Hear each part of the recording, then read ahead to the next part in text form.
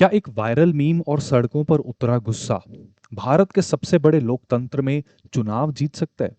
क्या digital space की आवाज और जंतर मंतर की भीड़ ईवीएम के बटन तक पहुंचकर किसी नई राजनीतिक क्रांति को जन्म दे सकती है? नमस्कार दोस्तों, मैं हूं Chandan Sharma, senior faculty of history and current affairs है एट स्टडी आईक्यू। एंड इतिहास और वर्तमान को एक साथ देखते हुए मैं आपको ना एक बात बताता हूँ। इंडियन पॉलिटिक्स में कोई भी बड़ा बदलाव कभी बंद कमरों में नहीं बल्कि हमेशा सड़कों के ऊपर शुरू हुआ है।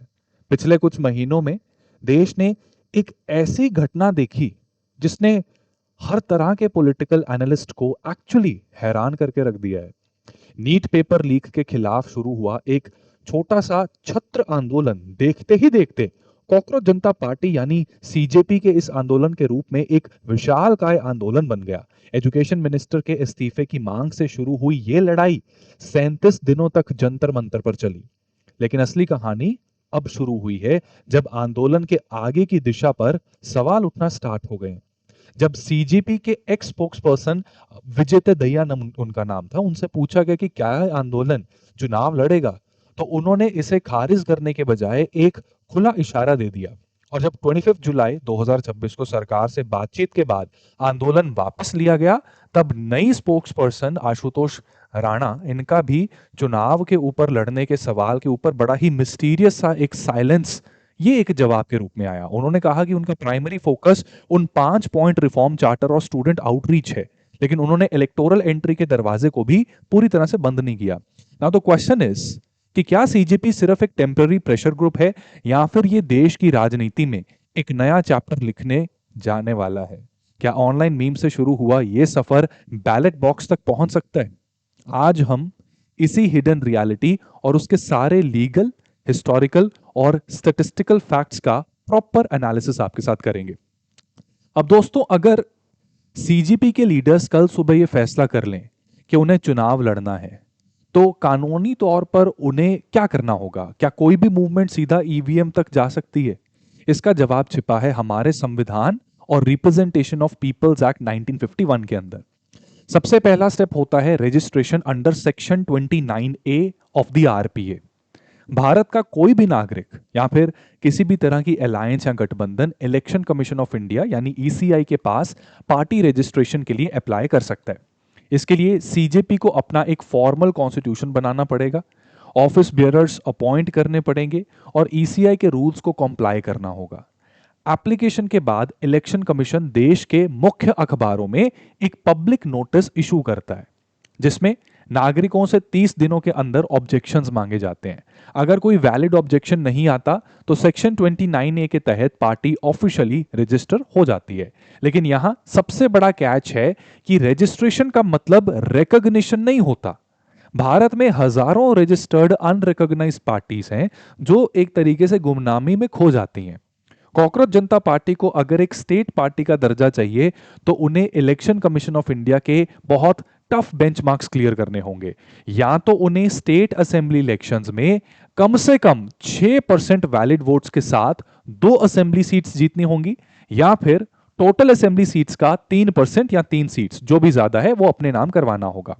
अगर ये नहीं होता तो ऑल्टरनेटली वो किसी स्टेट में 8% वैलिड वोट्स हासिल कर सकते हैं, तब भी उन्हें स्टेट पार्टी का टैग मिल सकता है। And what about national party? ये और भी ज्यादा डिफिकल्ट है। नेशनल पार्टी बनने के लिए पार्टी को कम से कम 4 स्टेट्स में स्टेट पार्टी का स्टेटस चाहिए, या फिर लोकसभा की कुल सीट्स का 2% मतलब अप्रोक्सीमेटली 11 सीट्स 3 अलग अलग स्टेट से जीतनी पड़ेंगी। अगर ये भी नहीं तो 4 स्टेट्स में 6% वोट शेयर के साथ 4 लोकसभा सीट्स जीतनी होगी। यानी सड़क से लेकर ये जो पार्लियामेंट तक का सफर है, ये सिर्फ इमोशंस पर नहीं, बहुत ही पेचीदा गणित के फॉर्मूले के ऊपर चलता है। लेकिन क्या ऐसा पहले कभी हुआ है? क्या कोई स्ट्रीट मूवमेंट सच में इलेक्टोरल पावर में कन्वर्ट होकर सरकार बन सकती है? अगर आप भारत के राजनीतिक इतिहास को ध्यान से देखें तो जवाब है यस, हमेशा ऐसा ही होता है। 1975 से 77 के इमरजेंसी के दौर को जरा याद कीजिए।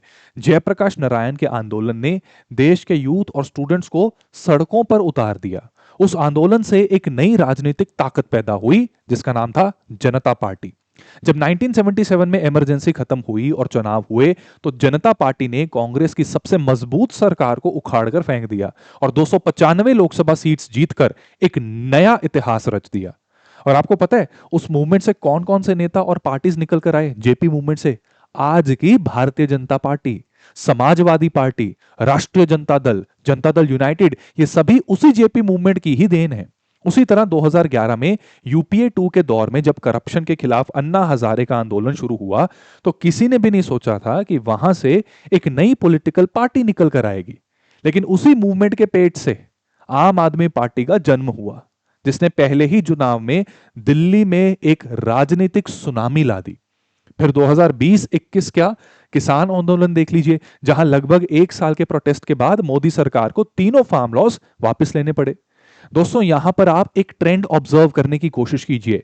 भारत में जब जब चुनावी सरकार बहुत ज्यादा डोमिनेंट हो जाती है और डेमोक्रेटिक इंस्टीट्यूशंस अपना इंडिपेंडेंस, अपनी स्वतंत्रता खोने लगते हैं, तब तब सामाजिक गुस्सा सड़कों पर आंदोलन के रूप में उभर कर निकल कर आता है। जो ये मैंने बात कही, this seems to be a political version of the greatest quote enshrined in the holy Bhagavad Gita, यदा यदा ही धर्मस्य ग्लानिर्भवति भारत अभ्युत्थानम धर्मस्य तदात्मानं सृजाम्यहम् परित्राणाय साधूनां विनाशाय च दुष्कृतां धर्म संस्थापनार्थाय संभवामि युगे युगे। 1971 में इंदिरा गांधी की प्रचंड जीत के बाद 1974 का जेपी मूवमेंट शुरू हुआ। 2009 में कांग्रेस की बड़ी जीत के बाद 2011 का अन्ना मूवमेंट शुरू हुआ। 2019 में पीएम मोदी की दूसरी बार प्रचंड बहुमत के बाद किसान आंदोलन एक बड़ा रूप ले गया। तो ये जो कॉकरोच जनता पार्टी का ये इमरजेंस है, it is not an isolated event. ये भारतीय लोकतंत्र के उसी साइक्लिक पैटर्न का एक अभिन्न हिस्सा है। लेकिन रुकिए, कहानी यहां पर खत्म नहीं होती, यहां पर और भी बहुत कुछ है। अगर आपको लगता है कि इलेक्शन कमीशन के आगे पार्टी रजिस्टर करना ही इनका सबसे बड़ा चैलेंज है, तो अब जो मैंने आपको बताने जा रहा हूं वो आपको इस बात को सोचने पर मजबूर कर देगा कि सीजेपी असल में चाहती क्या है। देखो, एक प्रोटेस्ट मूवमेंट जब चुनाव के मैदान में उतरने के बारे में सोचना शुरू करती है, इसका विचार करना शुरू करती है, उसका पहला हथियार होता है उसका मैनिफेस्टो।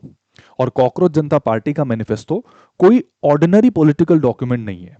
ये रैडिकल और सटायरिकल पॉलिसी प्रपोजल्स का एक ऐसा बम्ब है जो सीधे सिस्टम के ऊपर अटैक करता है। इनके मुख्य प्रोमिसेस ध्यान से सुनिए। पहला, इनका कहना है कि किसी भी चीफ जस्टिस ऑफ इंडिया को उनके रिटायरमेंट के बाद राज्यसभा की seat as a post retirement reward नहीं दी जाएगी। दूसरा पॉइंट और भी खतरनाक है, अगर किसी लेजिट वोटर का नाम वोटर लिस्ट से डिलीट होता है तो इसे एक सीरियस ऑफेंस माना जाएगा और सीधे चीफ इलेक्शन कमिश्नर के खिलाफ अनलॉफुल एक्टिविटीज प्रिवेंशन एक्ट यानी कि यूएपीए के तहत अरेस्ट वारंट निकाला जाएगा। तीसरा है पार्लियामेंट का साइज बढ़ाए बिना directly 50% reservation for women in parliament को इंप्लीमेंट किया जाए। ये वैसे मुझे ठीक लगता है। और इसके साथ ही यूनियन कैबिनेट में भी 50% रिप्रेजेंटेशन महिलाओं का होगा। बात यहीं तक नहीं रुकती, इन्होंने सीधे तौर पर प्रॉमिस किया है कि अंबानी और अडानी के मीडिया हाउसेस के लाइसेंसेस इनको कैंसिल कर दिया जाए। इसके अलावा जिन्हें ये गोदी मीडिया एंकर्स कहते हैं, उनके बैंक अकाउंट्स की थॉरो इन्वेस्टिगेशन करवाई जाए। और आखिरी प्रहार उन नेताओं पर है जो पार्टी बदलते हैं। अगर कोई एमएलए या एमपी अपनी पार्टी पे डिफेक्ट करके आगे किसी दूसरी पार्टी में जाता है तो चुनाव लड़ने पर उसके ऊपर 20 साल का बैन लगा दिया जाए। आई थिंक राघव चड्ढा से कोई प्रॉब्लम लगती है इन्हें। अब एक मिनट के लिए रुकिए और थोड़ा सा सोचिए, क्या ये एक सीरियस पॉलिटिकल रोड मैप है या सिस्टम से फ्रस्ट्रेट हो चुके यूथ का गुस्सा ज्यादा लगता है आपको? थोड़ा सा सोचिए। ये प्रोमिसेस प्रैक्टिकली कितने वायबल हैं, ये एक अलग डिबेट है जिसे मैं कभी और डिस्कस करूंगा। लेकिन इन पॉइंट्स ने उस आम वोटर के दिल की बात कह दी है जो इंस्टीट्यूशनल डिके और पॉलिटिकल अकाउंटेबिलिटी की कमी से थक चुका है। राइट, तो वो एक दिल की बात तो देखो सामने आई है, इसमें तो कोई शक नहीं है। लेकिन यहां हमें एक कड़वा सच समझना होगा। एक रैडिकल मैनिफेस्टो आपको हेडलाइंस दे सकता है, मीम्स दे सकता है, पर क्या ये आपको चुनाव जिता सकता है? इसका सबसे बड़ा केस स्टडी कॉकरोच जनता पार्टी के अंदर ही मौजूद है।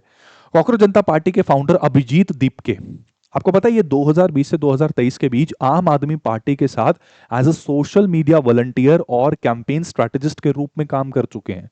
2020 के दिल्ली असेंबली इलेक्शंस में यंग वोटर्स को टारगेट करने वाले आम आदमी पार्टी के डिजिटल और मीम बेस्ड आउटरीच का वो एक अहम हिस्सा थे। आपका सफर सीजेपी के लिए एक सबसे बड़ा लेसन है। Public movements definitely political parties बन सकती हैं, लेकिन उन्हें जिंदा रखने के लिए सिर्फ एक ऑनलाइन सपोर्ट बेस नहीं या एक सिंगल इशू भी काफी नहीं होता। आप जो अन्ना हजारे के एंटी करप्शन मूवमेंट से पैदा हुई, उसने अपनी पहचान अन्ना हजारे की उनकी इज्जत और एक क्लीन करप्शन फ्री इमेज के ऊपर बनाई थी।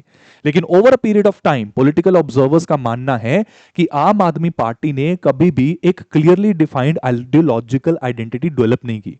आम आदमी पार्टी ने अपनी पॉलिटिक्स को सिर्फ गवर्नेंस और वेलफेयर तक सीमित रख दिया।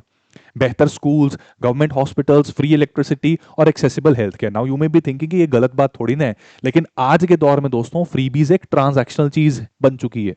कोई भी पार्टी ये ऑफर कर सकती है ना। एक्सपर्ट्स पॉइंट आउट करते हैं कि आपने भगत सिंह और बी आर अंबेडकर जैसे नेशनल आइकन्स को अपनी स्पीचेस में रेगुलरली इन्वोक तो कर दिया, पर यह सिर्फ सिंबॉलिक रहा, किसी ठोस आइडियोलॉजी के आधार ये बन नहीं पाए।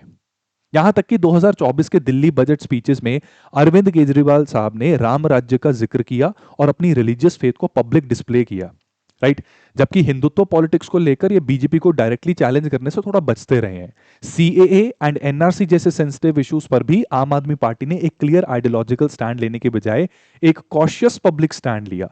कई पॉलिटिकल एक्सपर्ट्स इस बात से सहमत हैं कि एवरीडे इश्यूज शॉर्ट टर्म में देखो डोमिनेंट पार्टीज के खिलाफ इलेक्शन जिता सकते हैं, लेकिन लॉन्ग टर्म पॉलिटिकल स्टेबिलिटी के लिए आपको कास्ट, रिलीजन, सोशल इश्यूज और इकोनॉमी पर अपना स्टैंस क्लियर रखना होगा। Carnegie Endowment for International Peace नाम की एक इंस्टीट्यूशन है, इन्होंने एक स्टडी की और ये भी यही बताते हैं कि भारत में वोटर्स के पॉलिटिकल प्रेफरेंसेस उनकी इकोनॉमिक पॉलिसीज से ज्यादा कल्चरल इश्यूज, आइडेंटिटी, रिलीजन और माइनॉरिटी राइट्स के ऊपर निर्भर करते हैं। स्टडी स्पेसिफिकली हाईलाइट करती है कि हिंदू नेशनलिज्म और बीजेपी पर वोटर्स के व्यूज उनकी पॉलिटिकल चॉइसेस को स्ट्रांगली इन्फ्लुएंस करते हैं। अगर कॉकरोच जनता पार्टी को भारतीय पॉलिटिक्स में सरवाइव करना है तो उन्हें अपना ये आइडियोलॉजिकल वॉइड भरना पड़ेगा। तो फाइनली कॉकरोच जनता पार्टी के लिए आगे का रास्ता कैसा दिखता है? अगर देखो उन्हें सच में भारत में एक नेशनल फोर्स बनना है तो उन्हें उन्हीं कठिन रास्तों से गुजरना होगा जहां से आम पॉलिटिकल पार्टीज गुजरती हैं। पॉलिटिकल एनालिस्ट्स का यह मानना है कि जो भी पार्टीज नेशनल लेवल के ऊपर बड़ी बनी हैं, उन्हें सबसे पहले इंडिविजुअल स्टेट्स के अंदर खुद को एस्टैब्लिश करना पड़ता है। बीजेपी और आम आदमी पार्टी ने भी यही किया। समय के साथ अपना स्टेट लेवल ऑर्गेनाइजेशन मजबूत किया, अलायंसेस बनाए और एक कार्डर बेस्ड नेटवर्क खड़ा किया। बिना कार्डर, बिना बूथ मैनेजमेंट और बिना किसी डीप रूटेड ग्राउंड ऑर्गेनाइजेशन के कोई भी मूवमेंट चाहे कितना भी वायरल क्यों ना हो जाए, ईवीएम के ऊपर कन्वर्ट नहीं हो पाएगा। कॉकरोच जनता पार्टी का 5 पॉइंट वाला चार्टर ये सिस्टम को हिला जरूर सकता है। उनकी डिमांड्स हमारी डेमोक्रेटिक कॉन्शियस को जगा भी सकती है, लेकिन जब वोटर एक्चुअली पोलिंग बूथ में जाता है तो वो सिर्फ गुस्से में वोट नहीं देता, वो ट्रस्ट, आइडेंटिटी और एक विश्वसनीय आइडियोलॉजी के ऊपर वोट देता है। क्या एक इंटरनेट जनरेशन की ये meme born party ground reality के इन पुराने और जिद्दी रूल्स को तोड़ पाएगी, या फिर ये भी इतिहास के पन्नों में सिर्फ एक इंटरेस्टिंग प्रेशर ग्रुप बनकर रह जाएगी? ये तो आने वाला देखो वक्त बताएगा। पर एक बात एकदम क्लियर है कि इस डेमोक्रेसी में आवाज उठाने का हक सबको है, पर राज करने का हक सिर्फ वही जीतता है जो सड़क की धूल को बैलेट की ताकत में बदलना जानता हो। So let us see what the future holds for us. अगर ये वीडियो पसंद आई हो तो इसको अपने दोस्तों के साथ जरूर शेयर कीजिएगा। अपने विचार मुझे कमेंट सेक्शन में जरूर बताइएगा और चैनल को सब्सक्राइब कर लीजिए अगर अभी तक आपने नहीं किया। मैं चंदन शर्मा आपसे अगली वीडियो में मिलूंगा इसी तरह के एक और इंटरेस्टिंग एनालिसिस के साथ। तब तक के लिए अपना ध्यान रखिए। Wishing you all the best. जय हिंद।